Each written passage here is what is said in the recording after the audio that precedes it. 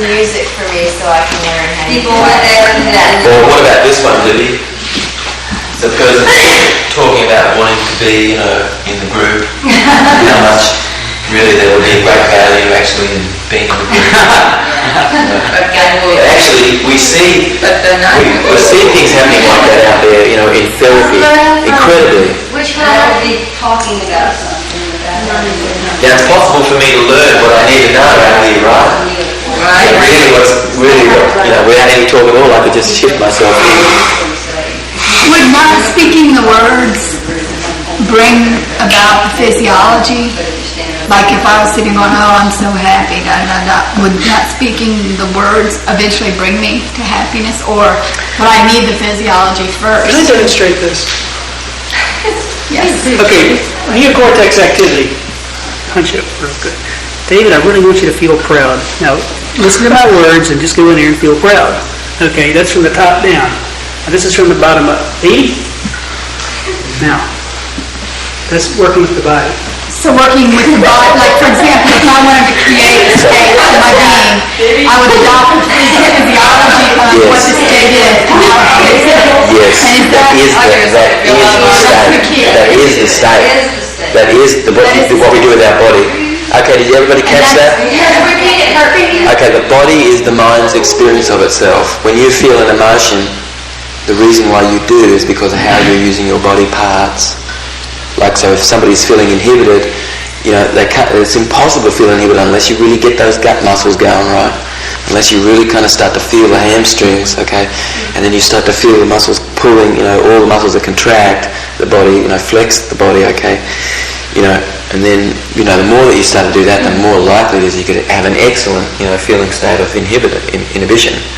Okay.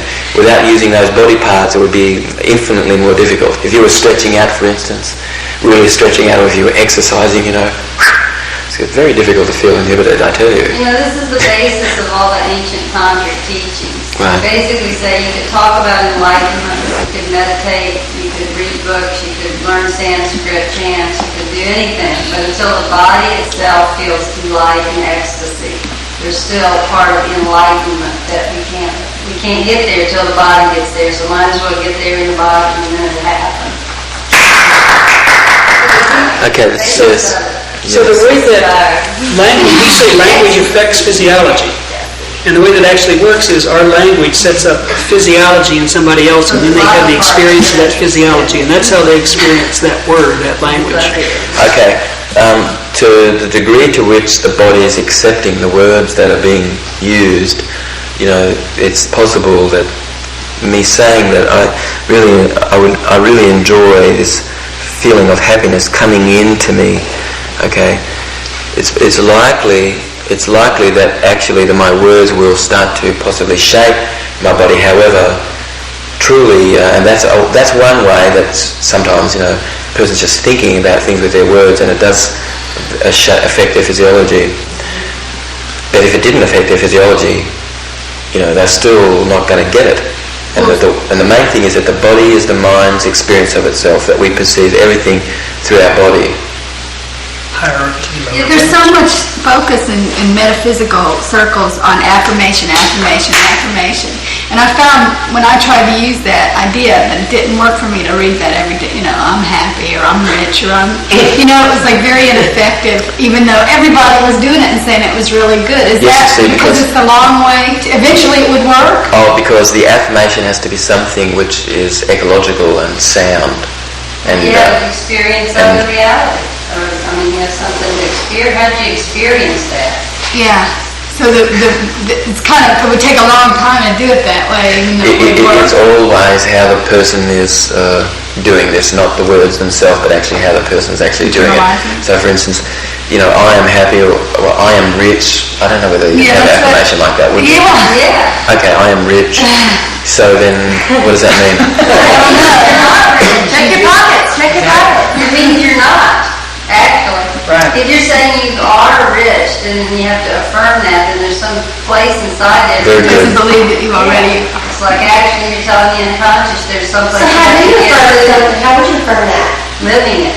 with the body, feeling it. Because this is something I tried the other day in pottery. It's very vestibular and something I've been doing because you're constantly focused on the balancing. And I was thinking of something you said the other day, if you want to learn how to do something, pretend as if you already are a master at doing it. And I was trying to bring the clay up and it was ripping all over the place. So I said, well, let me try to pretend, let me feel as if I completely know how to do this. And I went, and it was such a feeling that I had to feel the masterfulness in me. First, I couldn't lie to myself and say, yes, I know how to do this.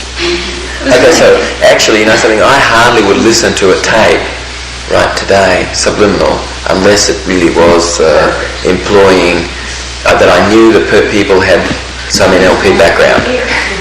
You know, I wouldn't listen to it, honestly, because you want to know something? It's antiquated.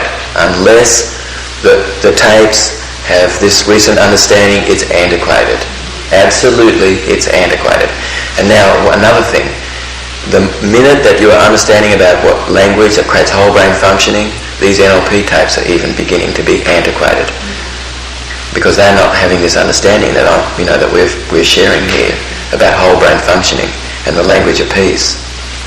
So even though, for instance, Tony Robbins' tapes, I think are state of the art as far as tapes are concerned and things like that, it's missing some pieces quite incredibly.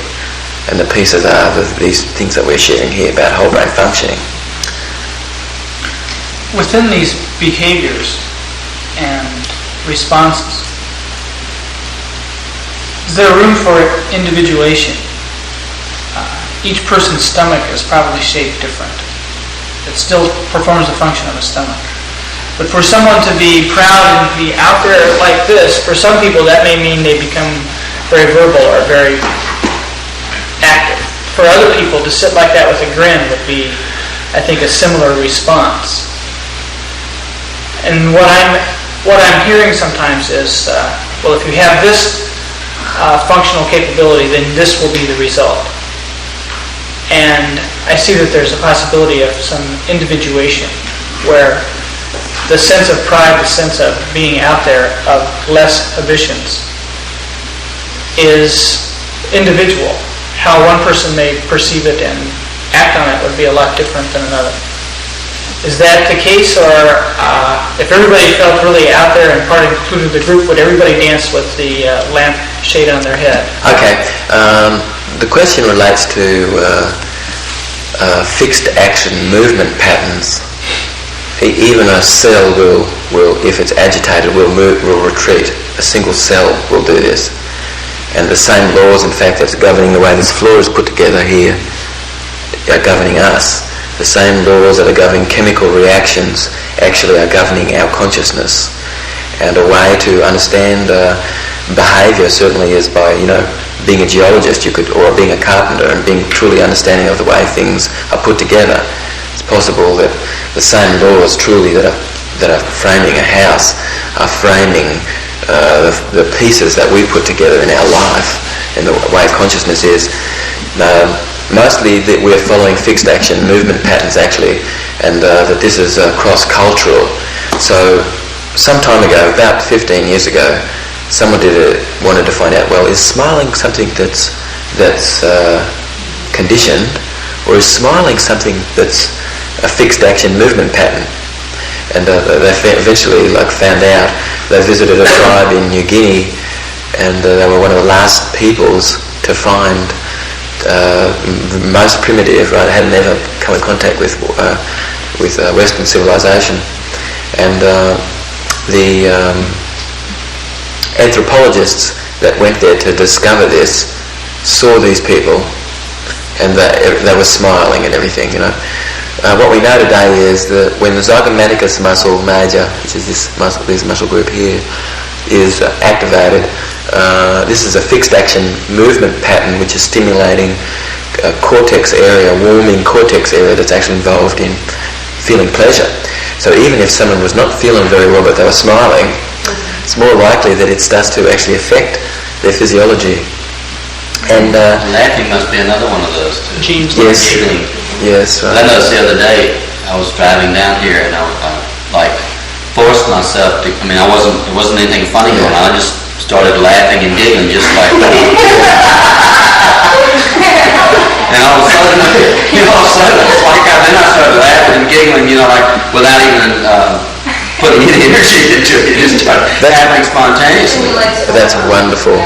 I think what a wonderful thing it is that you don't have a clue what it is you're giggling about, but you just have this feeling that you're learning, and that's very funny. It's that you have the ability to chuckle about that. Actually, that's wonderful. I do that sometimes when I'm running. I'll be running along the house and I go, God, you're hardly enjoying this. So I kind of go smile, and then I'll really enjoy it. And I remember a couple of years ago, I was really thinking about smiling and everything. I noticed I used to smile all the time. Like when Allie and I were in high school, we would just smile all the time. And then a couple of years ago, I thought, God, I'm kind of getting like smile lines on my face, though. I don't really dig that, And so I kind of thought, well, do I have to be smiling to be, really beaming pleasure? And I came up with the answer that, I can really beam pleasure and also have a very relaxed face. Because sometimes my face just hurt from smiling. I'd be like, my jaw, And so anyway, there's also like an inner smile that beams out that same pleasure to people around. Yeah, the Taoists talk about the inner smile. There's a whole book written on it. And Mantak Chia shows the cycle of energy. It goes through the chakras and circles, comes up, comes down, goes back down, brings the Kundalini energy, and kind of stirs up the energy in the belly, and comes back up. What is the Kundalini energy? That's very important, actually. Whenever you think of your sexual apparatus, your genitals, right? Sexual apparatus. And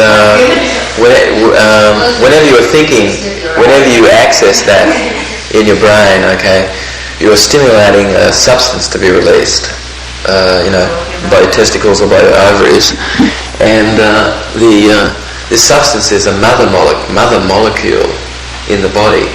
It's called pro-opiomelanocortin. It's pro-opio. So it's a natural body opiates, okay? So it's pro-opio, melatonin. Melatonin is regulating the menstrual cycle. It's regulating all the diurnal cycles that occur within the day. And then cortisol. That's the substance that's involved in energy metabolism.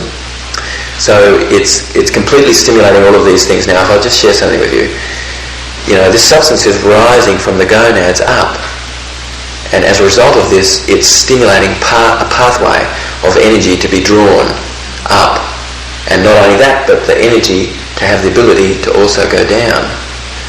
So having this apparatus down very low, enables us truly to have pathways all the way through our system that actually then finding, like if this is a molecule that's left behind, okay, like an opioid molecule or something, okay, that pro-opiomelanocortin is left behind here, all right, as the energy is coming down, the only way that it can come down is because it can be matched with the opioid receptor that's there, okay. It's like the capillary action, how water climbs like a rope or a cloth. The reason why the water has the ability to climb that cloth is because there's an energy that's in the cloth that's attracting like energy, and so it slowly keeps drawing the molecules up like this. And you can imagine that this process actually is occurring in the body. So our sexual self and our creative self very much is involving the same energy. That when you have a passion for the things that you're doing, there's a sense of your creativity involved in this, and this is very important. Mostly you'll notice this is something hardly people talk about, and that's very important. Isn't it interesting? I've had people come to me, okay, and they've been in therapy for years, and what I notice is that this person's there's hardly any sexual energy in the person at all. And I ask them, has anybody ever talked to you about sexuality? The person says no. And I said, you mean to say you're a therapist? The people that you've been to have not shared anything, talked to you about this? The person says no. And then I say to the person, well, I think there's a very important function and part of our life, and that I think that it's a good idea that we talk a little about this, actually. Because most people are kind of feeling like it's a little taboo to talk about that, and that's crazy. This is very important, actually. And you'll notice that when people are a little depressed or feeling down, that's one of the very first things. It starts to disappear a little. And when this person getting well again, that's a very important function, that person's feeling and having the ability to be intimate with self. Okay. If that current that's flowing up, and then if we're using that same pathway for learning, if we're going from the brainstem up to the neocortex, so we're kind of drawing the current up, whereas when you're learning from the neocortex down, are you going electrically kind of against the current coming up? I mean, is there a value in drawing that energy up too? Yes, there is, because it's true. If I'm playing the piano completely by imagining that I'm a master and I'm totally allowing my body to do it, or when I see sometimes you're playing the guitar, you're actually doing a little left brain thing where sometimes not quite actually listening to how long the string resonates and how the next string would fit, but doing it more of a left brain, and something that's very without much melody or length or staccato, or a little bit more of a rhythm actually fitting in there, where someone's learning the piano and they're going just like da da da da da da da da da da, or something like that, So learning to play the drums, learning to play any instrument this way, picking it up and completely imagining that you have the ability totally to be masterful, listening actually to the sound that you're making.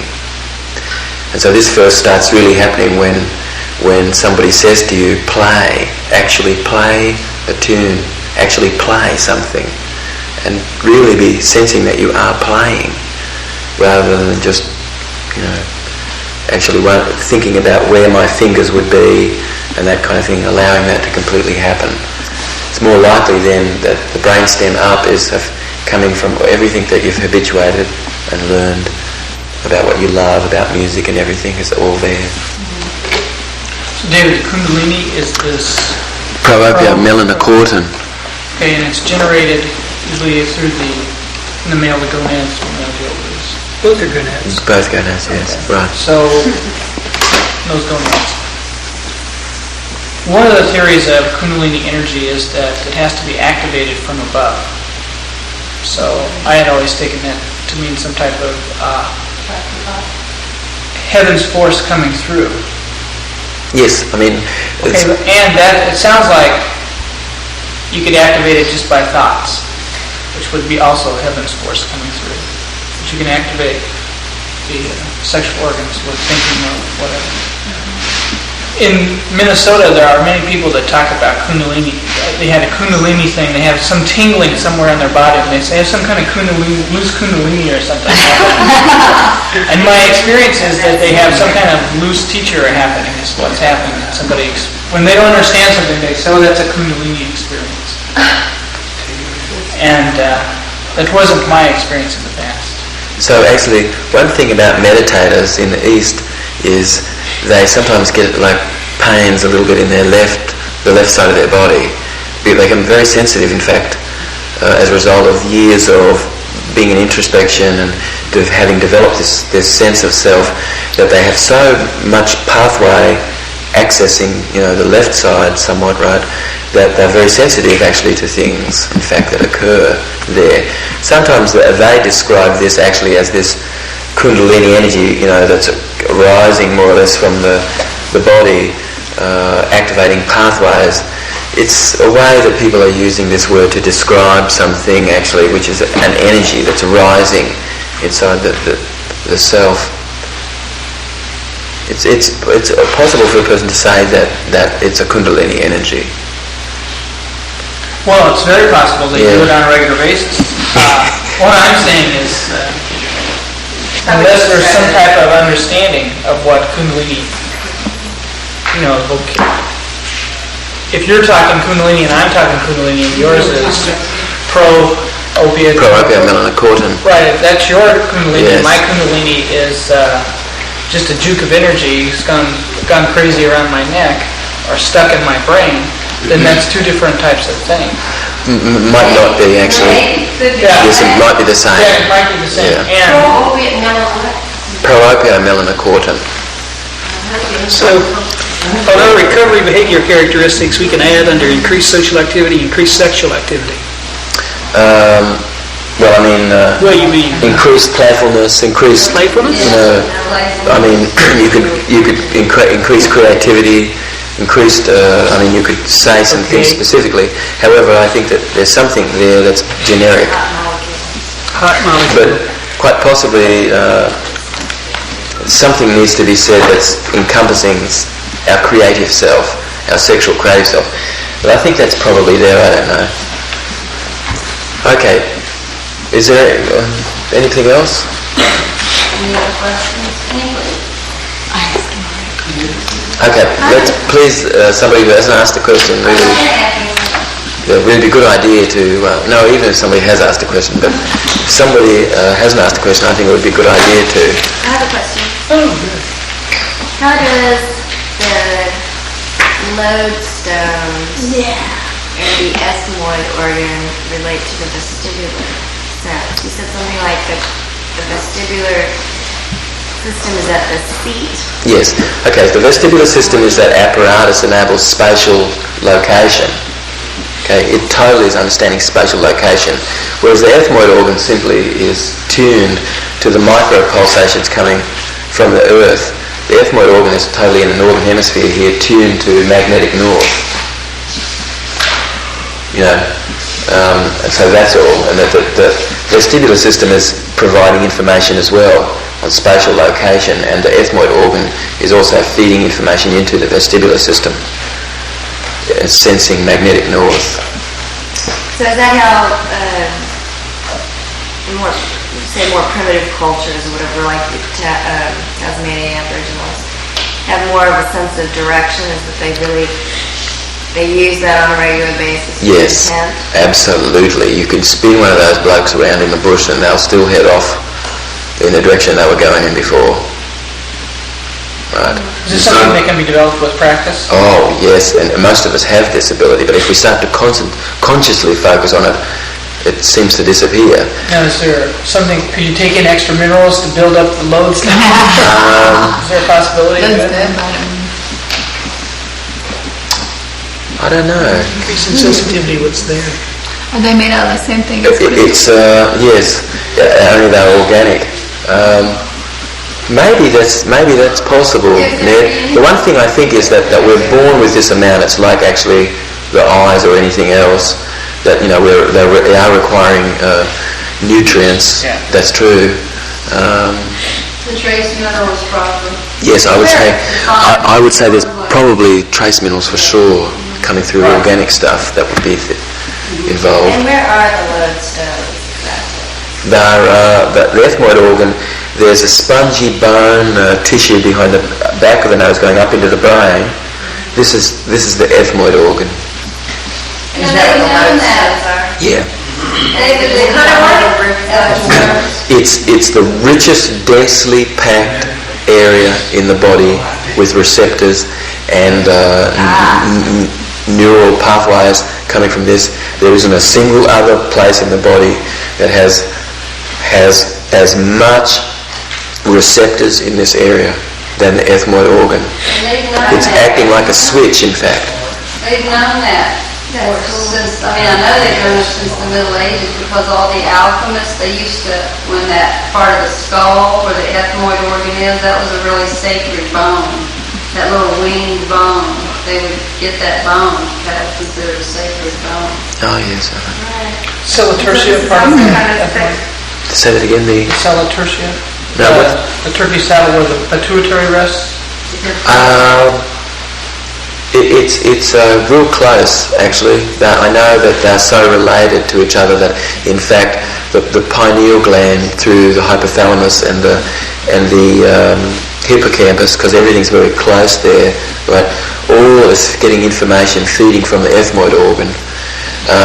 So, for instance, at 4 o'clock, between the hours of 3 and 5, as Ned would know, this is a kidney bladder meridian period of time during the day. And the reason why it is because the micro pulsations coming through from the earth, feeding through the ethmoid organ, is stimulating things to be released, and this is more or less coming in harmony with the oscillation of the kidneys and the bladder. So it's kind of like a sympathetic vibrational priming of these organs during that period of time. Whereas between the hours of 11 o'clock and 1 o'clock in the afternoon, at this period of time, is a heart governor time. This is the period of time when the heart is having its heyday and is being primed sympathetically by the electromagnetic energy and the micropulsations coming through from the ethmoid organ again. So all the way through the day, in fact, various organs are being primed. It'd be a good idea to get hold of the chart. Probably Ned, if you're interested, Ned can... Yeah, that's a good idea to be up with this kind of information. You know, really, what time of the day is actually something functioning? Here's an ancient, not ancient, but here's a metaphysical drawing that talks about the Kundalini, and right where that is where they have this red and then the blue. And the brain. Interior there. That's in some Kabbalah book I was telling you, I think my mother would enjoy. This is from... Is that the photograph there on the other page? This is a pineal picture of the pineal gland. Wow, that's a great picture. Mushroom. Yeah, very good picture. See, that's what they're showing. They're saying that this right here is the same as right there. So the pineal gland is... It's the book of body. And this Tantra book has some good charts in it too. Yeah, so the pineal gland is that aspect of us that's functioning as a result of how much light. Okay, so now the ethmoid organ is picking up micropulsation from the earth. The pineal gland is completely in tune with the stars, the moon and the sun and the constellation of the planets and everything, completely tuning and developing personality as a result of the amount of light that was there in the first lunar cycle that you experienced on this earth. You know, many things were set as a result of the amount of light that you experienced. Light, yes. And the pineal gland is tucked away in the darkest place in the body. There can't be a darker place than where the pineal gland is housed. And the Tuatora, which is the oldest reptile left on Earth, still was living at the dinosaur era, has a pineal gland which is very close to the skin. And so it's acting like a third eye, actually. Okay, that was like the latter half of my question too. Is the pineal,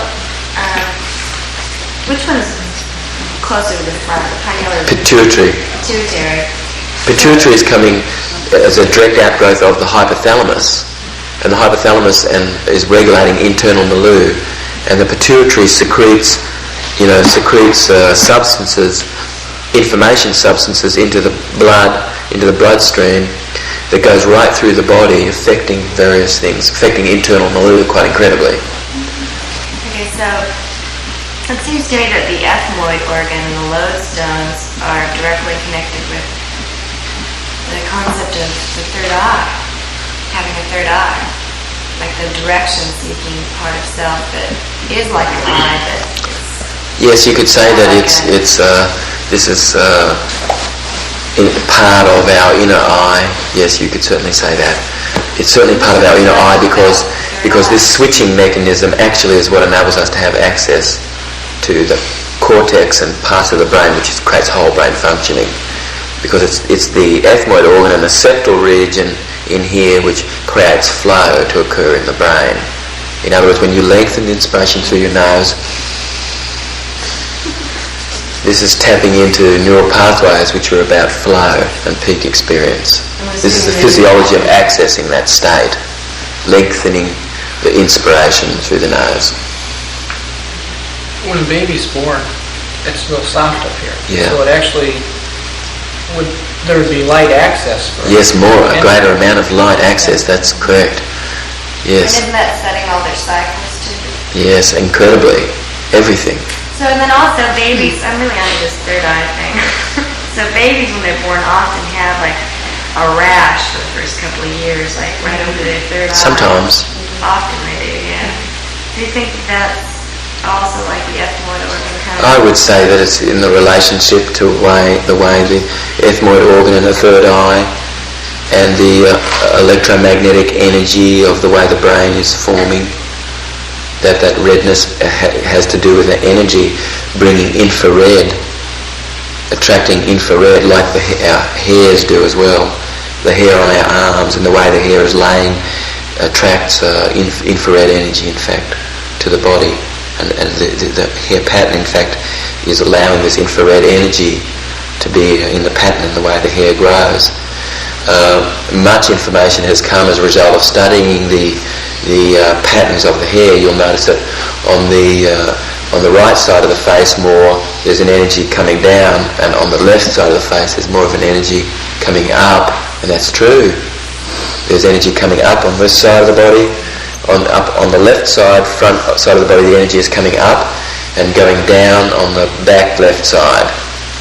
And the energy is going down on the right front side and coming up on the back, and this is the way the energy is running in the body. So in the body work that you do with people, if you're understanding the way that the current flows in the body, you can enhance the current intensely. Simply, I can do this right now in my ear. By doing this, I'm affecting the etheric field, literally. And you'll be amazed, you can create a clearing, literally, by doing this. Certainly, understanding the way that energy comes into your hand and energy is coming in a little more on the left hand and flowing out a little more on the right hand. You can use your hand to draw, your left hand to draw, and your right hand to pull energy. And that you're using your hands this way, you can enhance the therapeutic process. Okay. Any more questions? Hopefully each person has a question this morning, and then we can take a break. You may have made a remark yesterday about how it's common fear, especially a visually raised pilot flying to a deep cloud. Yeah. Cloud-based. Okay, Ken is the pilot amongst us. Okay, Ned wants it. Oh, okay. And the fear is you lose visual, which is a primary sense lately. Yes. And we automatically go to the instruments. Yes. I've flown through clouds, and I really haven't experienced any vertigo, but I've heard a lot about it. Yes, okay, David. Somebody, now a child, sometimes like with children that I would work with, some of these kids would be really afraid if it was dark. And the reason why is because the visual system is giving the vestibular system information that the vestibular system might not quite have by itself. Partly because there may have been some atrophy of cells supporting the vestibular system. But the main thing here simply is that the visual system gives information, right, to the vestibular system. But I could also imagine that, how my balance is with my eyes closed. Okay? The main thing is the visual system, sometimes a person's totally relying on the visual system. Actually, somebody who's relying on their visual system really is in need of seeing something on the outside of them there to know how they're doing with something, right? But someone who is not so much been relying on the visual system, completely relying on the vestibular system, this person can ski on rough water and just tear that rough water up even, practically. Because they're skiing, they're just skiing from feeling completely. Even if they had their eyes closed, practically, they could still be skiing.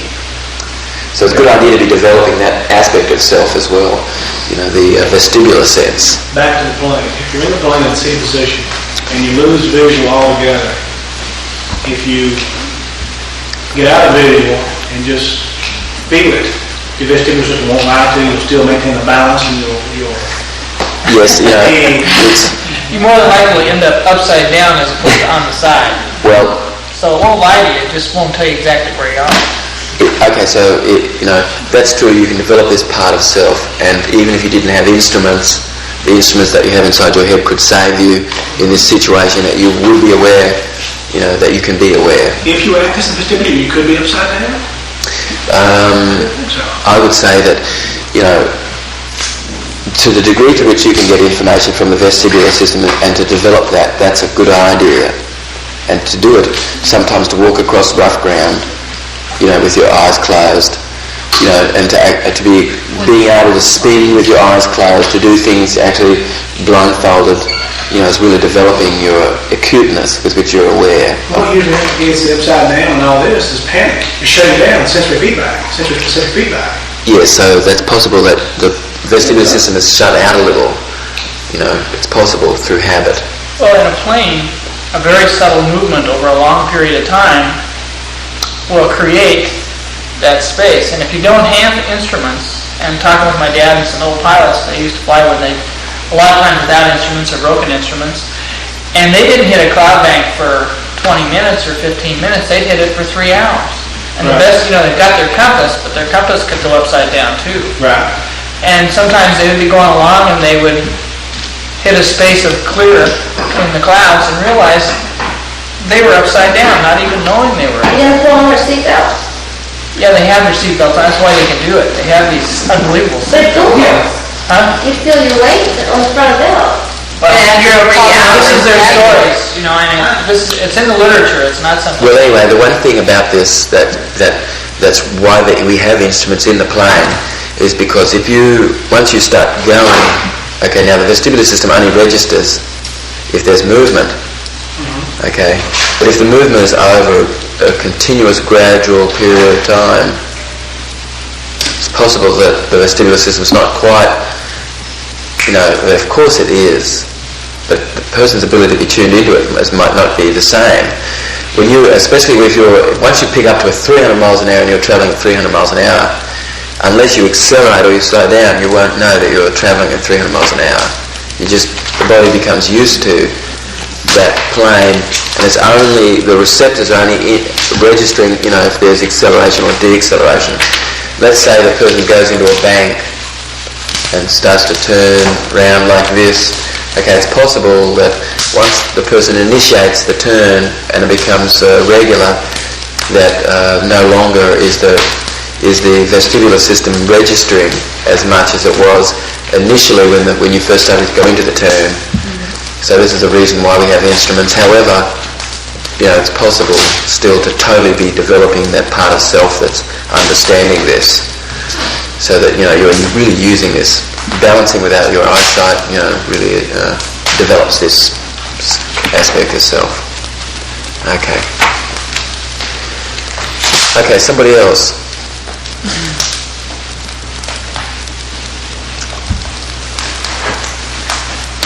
And actually, if you haven't got a question, look at the work, and because everybody should have a question this morning. This is my understanding that people are learning. Those of you who have asked questions, you really are learning this material. I have a question pertains to part of the reading. It doesn't have to even be a question, it can be a statement about something that you read. Pick out something that's then valuable for us, for the group, and for the people who are listening on tape. Into integration and congruency. You said in here, a person may polarize and sort information this way because this is the way they learn to sort information. One learns it by leaving things to the last moment before. Feeling wound up enough to actually do the task, the aversive componentry of the brain is stimulating that part of the brain which turns the volume up and alerts you to action. It creates a state for learning information by polarizing. So this person will say no to something you said, and you want to say something similar. This is sort of a difference. I was wondering what the relationship between this and, say, a habit of procrastinating is. Oh, okay, so then it's quite possible that the procrastination leaves you feeling averse a little, which, enables you to be doing stuff. That it does turn your reticular activating system up, because when you say something and then you don't do it, you go, well, gee, didn't get that done, and this kind of thing that happens as a pattern, it's possible that this is actually alerting the reticular activating system, so that you are doing some things, perhaps, Yeah. The main thing about that, actually, what Richard has highlighted here is simply that sometimes actually the person's totally always mostly sorting through the virtual componentry.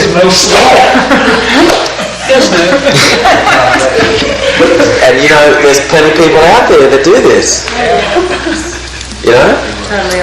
And that's okay. The main thing is that you have the ability to recognise when someone is doing this. Mostly the person, their heart will be racing often when they are doing this, and that epinephrine is an information substance. It's enabling the person to have access to state-specific behaviour. It's enabling the person to have ability to be able to recall, because the ability to recall is state-specific or become state-specific to anxiety and epinephrine as an information substance. And when you are sorting for likeness, or when you are sorting for what you understand, this is everything. Because when anything would ever make sense to you, it always jives with something you're already understanding inside, if it makes sense. So it's a good idea for us truly to be sorting for what we're understanding. How would you change that in yourself? If you knew you were a negative polarizer, how would you begin to by first starting to sort for likeness, by sorting for supporting, being in a support position rather than an antagonistic position, by finding out what things that you can do actually to forward the situation, rather than the polarizing person generally has a lot to say about what's messed up mostly, and so by changing literally the focus completely to be focused on what's working and what you enjoy and what people are enjoying, by focusing on likeness, that how similar that we are actually, rather than sometimes how different, what the difference is in something. Sorting for, actually, for me, many people say, well, how do you know everybody's this way? And I say, well, I don't necessarily know that everybody's this way, but most people are. And I'm sorting for what it is that's mostly happening here, and then somebody might say, well, how do you know that this function is occurring up in the brain? And I say, well, everybody has their heart on their left side, and everybody has their liver on their right side, and everybody has their spleen on their left side. And we haven't really found many people, where the reverse is the case. And then people say, how do you know everybody's this way? I say, because I saw it in one person. Once you see that somebody has a heart, it's possible to understand that everybody has a heart without having to go, checking inside everybody. I was wondering about that with left-handed people, how much difference that makes, and maybe a small part of the population. Okay. The main thing is that everybody has the information that's going from this hemisphere, the left hemisphere, always goes to one limb, whereas the right hemisphere always goes to both limbs equally. The left hemisphere always pretty much goes to one limb, either the left or the right. Now, somebody who is left-handed, this person is gifted in a manner that they are more able to be using degrees of their right hemisphere, in things that they're doing as well as their left. So these people have great ability spatially.